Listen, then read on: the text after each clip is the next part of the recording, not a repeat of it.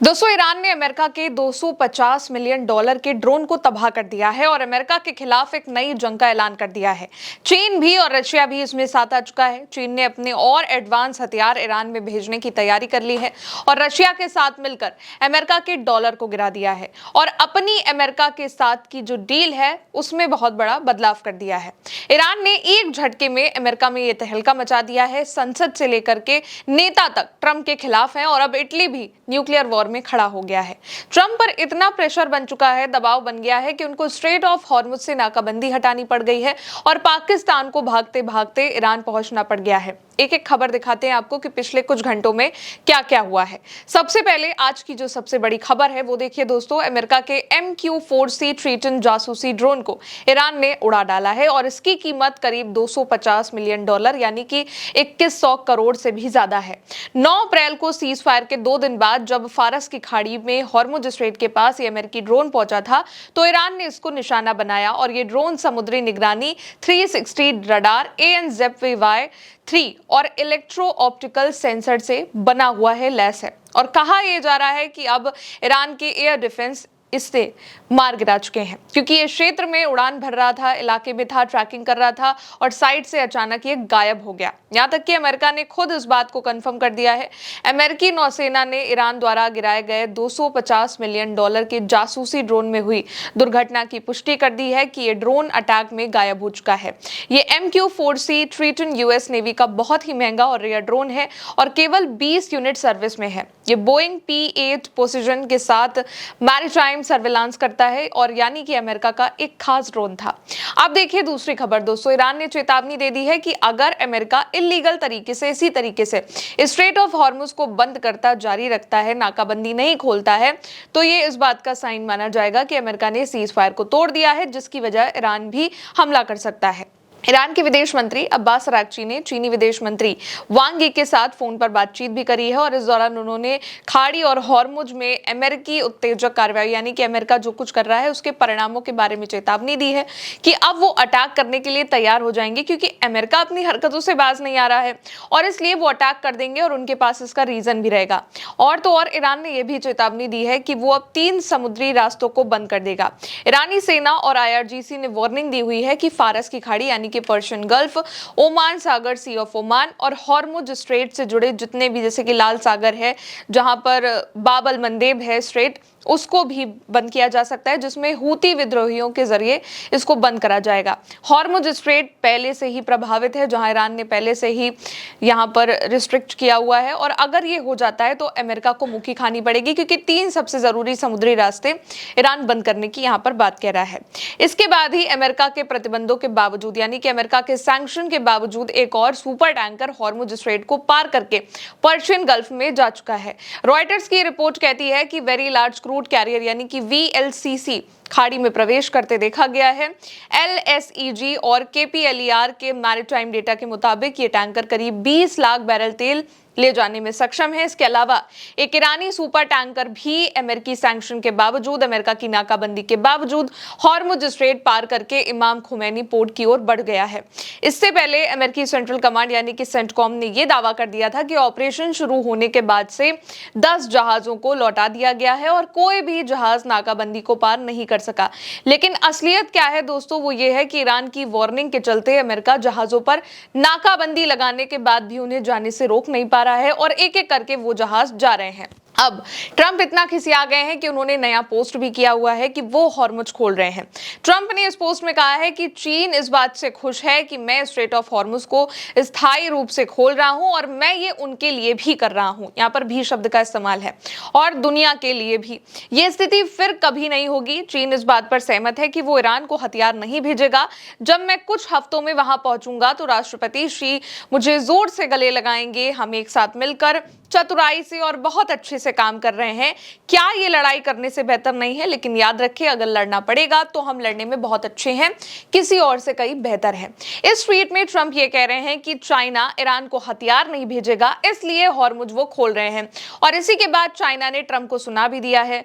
गोवा जियाकुन, चीन के विदेश मंत्रालय के प्रवक्ता, ने ट्रंप के इस पोस्ट को झूठा बता दिया है और कहा है कि मैं ऑनलाइन फैल रही इन सारी अफवाहों को खत्म करना चाहता हूं जिसमें यह दावा करा जा रहा है कि चाइना ने अमेरिका अमेरिका के साथ ईरान को हथियार ना देने का समझौता किया है। मैं ये स्पष्ट कर देना चाहता हूं कि ऐसा कोई संवाद नहीं हुआ है। चाइना ने ईरान को हथियार देने की बात ना तो स्वीकार की है और ना ही इससे इनकार किया है। हमारे सुरक्षा समझौते और रक्षा सहयोग चीन के संप्रभु मामले हैं, यानी कि प्राइवेट मामले हैं, और किसी भी विदेश देश को चीन के आंतरिक मामलों में हस्तक्षेप करने का अधिकार नहीं है। यानी कि चाइना में क्या हो रहा है उस पर अमेरिका अपनी थोप नहीं सकता है, और विश्व नेताओं को बोलने से पहले सोच समझकर शब्द चुनने चाहिए। इसके अलावा चीन राष्ट्रपति ट्रंप के तनाव को कम करने और हॉर्मुज को खोलने के फैसले का स्वागत करता है। हम संवाद के माध्यम से वैश्विक शांति और क्षेत्रीय स्थिरता की रक्षा के लिए प्रतिबद्ध हैं। ये पोस्ट उनकी तरफ से विदेश मंत्रालय के प्रवक्ता की ओर से किया गया है, जिसमें साफ साफ ट्रंप को कहा गया है कि अपने शब्दों का चयन करें, वो क्या कह रहे हैं इस बात का ध्यान रखें। और दूसरी बात कि चाइना के आंतरिक मामलों में कोई भी देश हस्तक्षेप नहीं कर सकता है। चाइना को किससे डील करनी है, किससे नहीं करनी है, ये कोई भी देश का प्रधानमंत्री, प्रेसिडेंट आके चाइना को नहीं बता सकता है। इसके अलावा चाइना ने यह भी कहा है कि अमेरिका हमें ईरान से तेल आयात करने से भी नहीं रोक सकता है। अमेरिकी सैंक्शन से हमारा कोई लेना देना नहीं है। हम एक स्वतंत्र संप्रभु राज्य हैं और हमारे निर्णय वॉशिंगटन द्वारा निर्देशित नहीं होते हैं। सबको पता होना चाहिए चीन वही करता है जो उसके हित में होता है, चाहे कितनी भी कीमत चुकानी पड़े और अमेरिका कितना भी नाराज क्यों ना हो जाए। चाइना ने यहां पे क्लियर किया है कि वो ट्रंप की बात क्यों सुनेंगे, और अगर चाइना को वो थोपते हैं, चाइना के ऊपर कोई भी सैंक्शन थोपते हैं या कुछ भी करते हैं, तो चाइना इसका मुकाबला भी कर सकता है। इसके बाद चाइना ने एक और कदम जो उठाया है वो भी देखिए। चाइना और रूस ने इसके बाद एक बहुत ही बड़ा फैसला लिया हुआ है मिलकर। रूस और चाइना ने ये घोषणा कर दी है कि वो अपने किसी भी व्यापारिक सौदे के लिए अमेरिकी डॉलर का यूज नहीं करेंगे। यानी कि 90 से 99% लेन देन अब रूबल और युआल में जो हो रहे थे वो 100% हो जाएंगे, और डॉलर इससे गिर जाएगा, क्योंकि डॉलर में वे कोई भी व्यापार नहीं करने वाले हैं। इसके अलावा इटली ने अब दोस्तों न्यूक्लियर वॉर में एंट्री ले ली है। पहले रशिया ने कहा था कि हम ईरान का यूरेनियम रख लेंगे।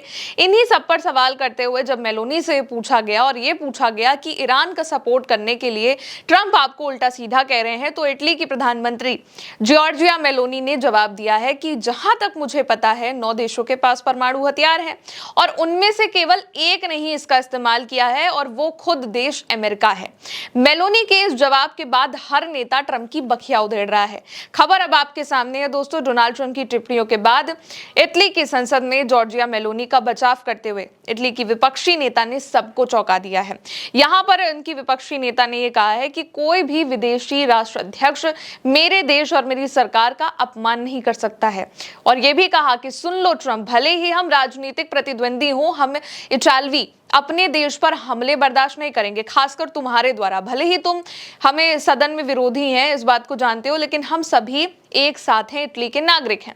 और ये ट्रंप के लिए बहुत बड़ा जवाब है, क्योंकि वो अपोजिशन को भी नहीं एक कर पा रहे हैं। अब इसके बाद पाकिस्तान को ईरान भागना पड़ गया है कि कहीं ईरान कुछ बड़ा ना कर दे, क्योंकि चाइना, रशिया, इटली जैसे बड़े देश उसके साथ में है। पाकिस्तान के army chief field marshal Asim Munir के साथ पाकिस्तान का जो डेलीगेशन है वो सुबह ही तेहरान पहुंच चुका है। उन्होंने ईरानी विदेश मंत्री अब्बास अरागची और बाकी के अधिकारियों से मुलाकात भी करी है, और इसका मकसद ये है यूएस ईरान युद्ध को रोकने के लिए दूसरे फेज की पीस टॉक की तैयारी करना। पहले फेज की जो मीटिंग हुई वो इस्लामाबाद में हो चुकी है, जो बिना किसी समझौते के खत्म भी हो गई।